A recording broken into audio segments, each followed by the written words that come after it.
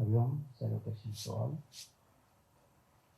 So our topic today is success without stress. Everybody aspires for success. Whichever work we do in a relationship, in our student life, in our spiritual life, every aspect, we want to be successful. So the first question is, what is success? Generally, when we think about success, if we attain our goal, we feel successful, right? So if a person attains whatever is their goal, that person becomes successful. Ravan kidnapped Sita ji, very successful.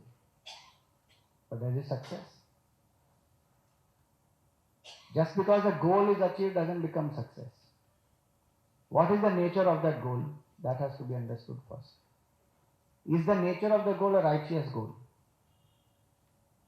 First factor is that a righteous goal has to be there. And a righteous goal, if I have, what is the means to be adopted for it? Then the next part is that. So if I want to study well, I want to get some particular degree, or I want to get some admission in some particular college, or I want to get a job. Goal may be not a bad goal, it's a nice goal. But then that alone, in any way if I attain, does that become success? In the world today one may say yes, nothing works like success. Any way you get success, boss. But that's not what Vedanta says. Means are as important as the goal. In our culture, we worship Ayudh, the weapons, right? During Mahabharata, in the Mahabharata, when they were in exile, the Pandavas had kept their weapons on the Shami tree for 1 year when they were to remain in incognito that time. And when they finished, they took it down, they worshipped. So the weapons were worshipped. In Vijayadashmi Day, we worship all our Ayudh, not just the weapons. Any means that we use. The purpose is that means are as sacred as the goal. If means are compromised, then the goal, even if one is reaching, that is not a true success. So righteous goal must be attained with righteous means. That is the first aspect of success. Now if you say now what is righteous, what is unrighteous, that is all relative. It is not relative. There are universal values which guide what is righteous, what is unrighteous. It cannot be all relative. There are clear boundaries. Sometimes it appears relative, but then that's where the vivek has to be, to discriminate in this situation what is right and what is wrong. Ahimsa is a universal value. Non-violence is universal value. But in that context of Mahabharata war, when righteousness is at stake, to run away from that war, quoting Ahimsa, is it right or wrong? That is wrong. So that adaptation has to happen keeping universal value only in the mind. That why is this Ahimsa being taken up? For righteousness only. If Ahimsa is for righteousness, Himsa is also for righteousness.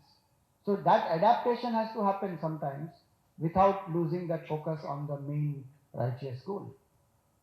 But that adaptation will not become, it should not lead to adharmic means. Dharmic means only one has to follow. Hence, in our culture we say true success is a righteous goal attained with a righteous means. That is the first part of success. Second part of success is, it is not just external, attaining a goal outside. Is it in line with my swadharma, my temperament? Because all work helps me to exhaust my own karma, if I do it with the right attitude. If I am not in the right field doing the right work with the right attitude, then I will end up accumulating more karma. Externally, I may appear to be very successful, but internal baggage goes on increasing. So to be in Swadharma is very important. I must be in the field for which I am made and enjoy the process more than the result. So a righteous goal, a righteous means, following one's own Swadharma. Arjun's Swadharma is to be a Kshatriya, to protect righteousness. Somebody else's Swadharma is to be an entrepreneur. Somebody is an artist. So, Dharma and Swadharma, when they come together, then that is called true success. If a person is following Dharma, but is not in Swadharma, then there is a compromise. Meaning, I am following good values, I am doing things for universal harmony, but I am not in the field I am made for. In the wrong field I am. Then again I am accumulating negative karma. And if I am following my Swadharma, but I am not doing Dharma, then again there is a problem. So if you see the Mahabharata war, the Kauravas are following their Swadharma as Kshatriyas, but they are not Dharmic. So Dharma and Swadharma must come together, very important. Third aspect is, did I enjoy the process? So the Gita says, Karmanyevadhikaraste ma phaleshu kadachana. Meaning, do your best and leave the rest. For the sake of the goal, don't miss out the journey. True success is in enjoying every step of the journey as well as the goal.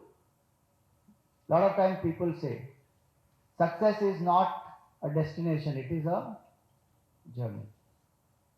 But if it is not a destination and you don't reach the destination, will you be happy? Success is both in the journey and in the destination. I have to achieve the destination, there is no doubt. One can't be loose about it. Ki, theek hai, aaya to theek, nahi aaya to theek. I have to keep enjoying only the journey. No. One has to be focused, that is the goal. Enjoy the journey also. That is the third part. Fourth part is selflessness. My work, how much does it make a difference to the society and people around me?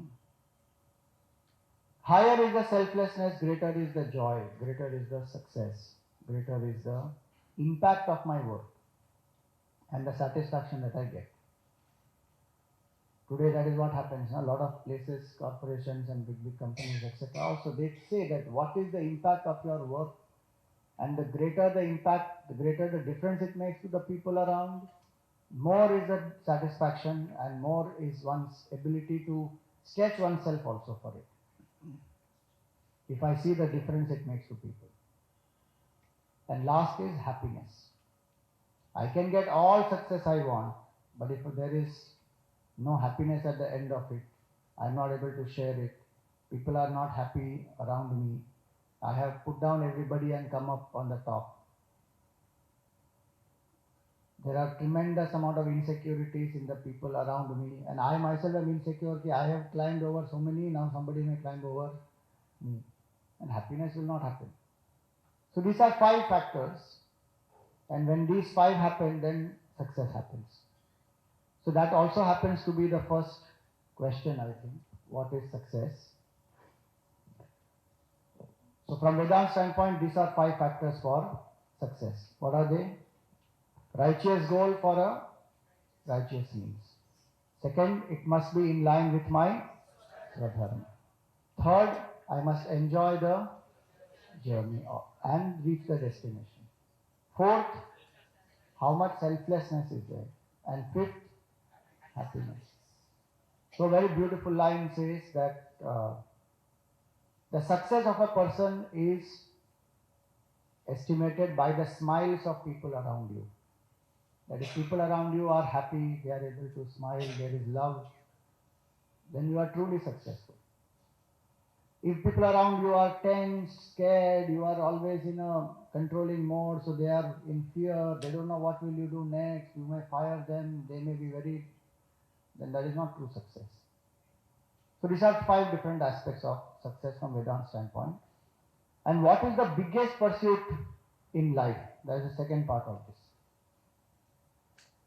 What is the biggest pursuit in life? Is permanent happiness, supreme peace, which we call in Vedanta as moksha.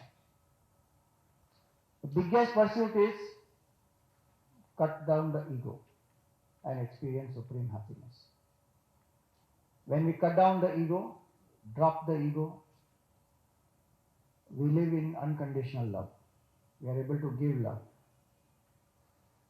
And when we live like that, the mind is so quiet, pure. Through steady contemplation, I can awaken to my true nature as infinite consciousness, self-knowledge.